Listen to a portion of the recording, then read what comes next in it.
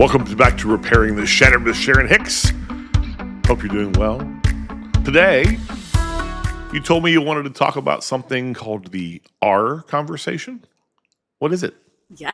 The R conversation is a secret sauce to connection. That's what I like to say. When I'm running my retreats, it's always helpful when people know that they're getting like the best of at the beginning so they pay attention. Sure. So that's how I start. The secret sauce to connection. So the R conversation is how to have the right conversation when a lot of times I get people who've been having the same wrong conversation for a very long time.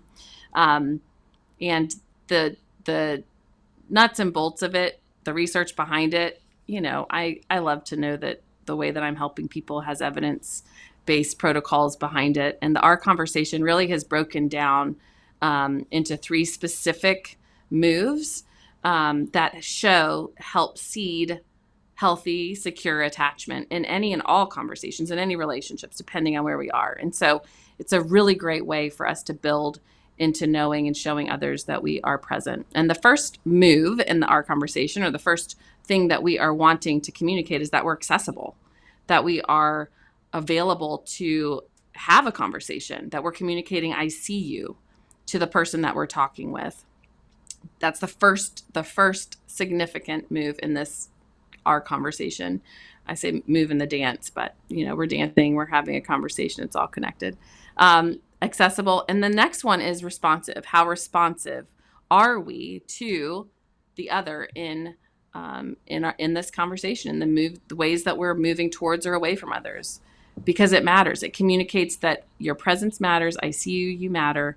That we're wanting to be present and engaged, which is the last move, which is engaged. Accessible, responsive, and engaged. The 3 moves of the attachment dance. And engagement looks just like a simple, I'm here. I'm here. I want to hear what's happening. I want to know what's on your heart. I want to be present to you.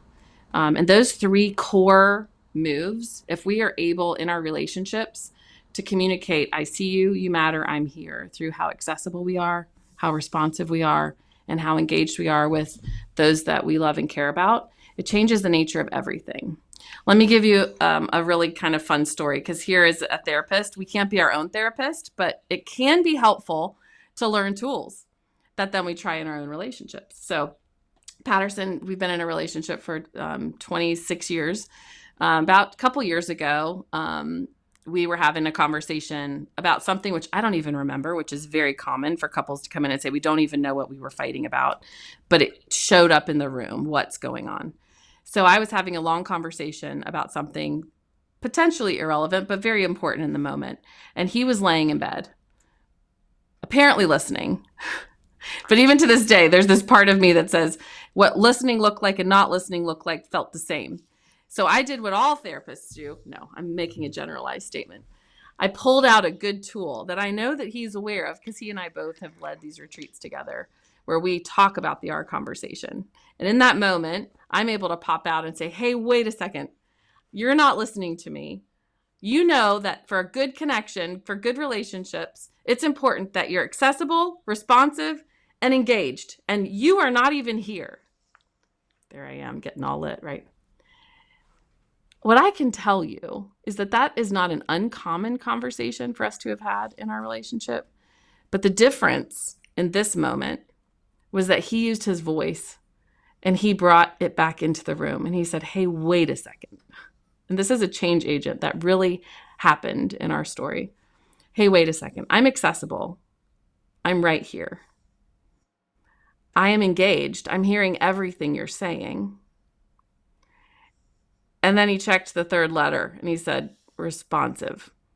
I probably need to work on my responsive. And I was like, yes, that's exactly it, right? The reality of having the ability to even tune in to what's happening in the moment is really what was needed. It's what was needed all along. Me, when I get distressed, I have lots of words. I feel shame about lots of words. Then I start to dump and it feels like, hey, you're not even here. I don't know if you're present. And then the other partner can feel completely run over, like they don't know what to say. They don't know how to be present. And so much of it was me needing to have an awareness of, hey, what's going on here for me? And also he was able to take a moment to say, hey, what's happening here in this place? Because it actually became a dialogue as opposed to me trying to bid for connection in the same wrong conversation that we had over and over and over again. So this is a tool that I think is under used. It's something that we don't really know why and how we lose connection.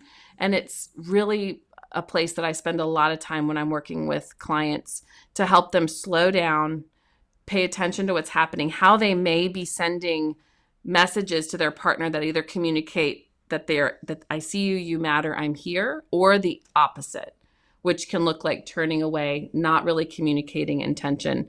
And a lot of times in both partners can be experiencing distress in a way that the other is just miscuing, like what happened in my conversation with Patterson. Yeah. Interesting. So let's hit those again. A is accessible. R is responsive. And E is engaged. I'm really relieved to find out that you weren't going to talk about pirates today. Arg. So that's going to do it for today's R conversation. Anything else you want to say about communication or how folks can access our services or any of the above? Yes, I often get people who are coming and trying to just get it right. And what I find is that this paradigm of knowing, hey, if here is a lens that we can put on all of our behaviors, words, communications. If we're communicating, I see you, you matter, I'm here, in ways that we are accessible, responsive, and engaged, we're going to be seeding attachment and healthy connection and communication. And that's actually very freeing when it comes to having healthy relationships. This podcast is for educational and entertainment purposes only. The information provided by Sharon Hicks and Kirk Shepard should not be considered clinical advice. For more information about Sharon Hicks and Kintsukuroi counseling, go to sharonhicks.net.